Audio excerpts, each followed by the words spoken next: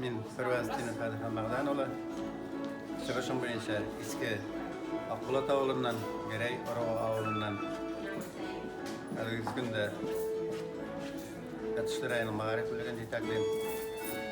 Başkırt, rayının Başkırt Kurultayı reisinin orunbasarı Gerey Oro'nun jitakçısı rayında. Bugün biz zor yılkınlarını bilen şuşu Gerey Oro'nun zor yayına kildik. 16 kişi kildik üyelaşıp. Bizim rayonda Gerey Oro'na koragan 8 ağıl var. Onlar iң zorlары Шулған, Иске Күрдем, Иске Ақбұлат ауылдары, Шишмә, Ашыйылға, Сораштыбаш,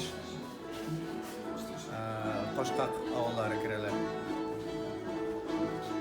Халық біздің Gerey Oro халқы бірден матур яшайды.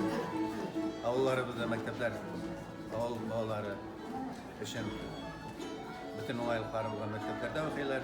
Балалар мектепке яштағы балалар ішінде барлық оңайлықтары болған. Садикларыбыз бар. Gerey Oro халқы яшаған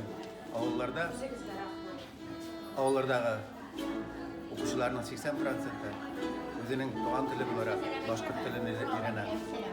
Соңғы жылдарда шыққан 5-6 класстарға үстеме етіп, Gerey Oro'nun біздің Dünya Күнбайыш диалектінде шыққан үстеме кітабы оқу аспабы балаларда қызықсыну тапты. Олар аны қызықсынып оқилар. Біздің Тәтішті райының Gerey ауылдарында 2008-ге жақын Gereylilер яшайлар. Oro'miz bilan g'ururlanamiz. Бигрәк тә соңгы елларда алга үсеш бара, авыл хуҗалыгында да уңышлары зур Gereylilәрнең.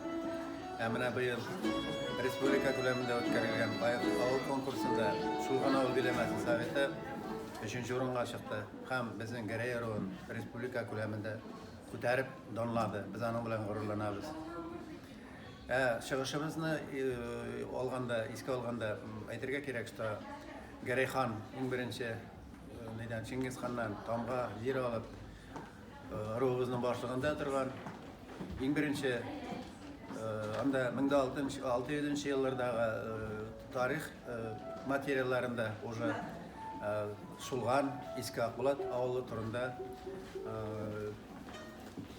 мәгълүматлар бар.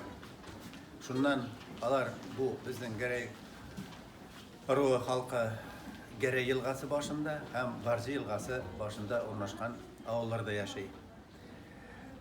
Ул Gerey елгасының исеме дә шушы безнең Oro'ның Gerey ханның исеме белән булгандыр дип уйлыйбыз. Шуңа бүгенге безнең зур җыеныбыз уңышлы үтсен.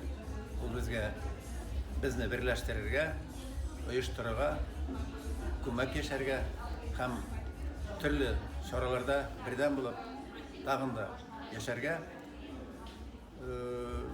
этәреш бирер дип ышанам инде.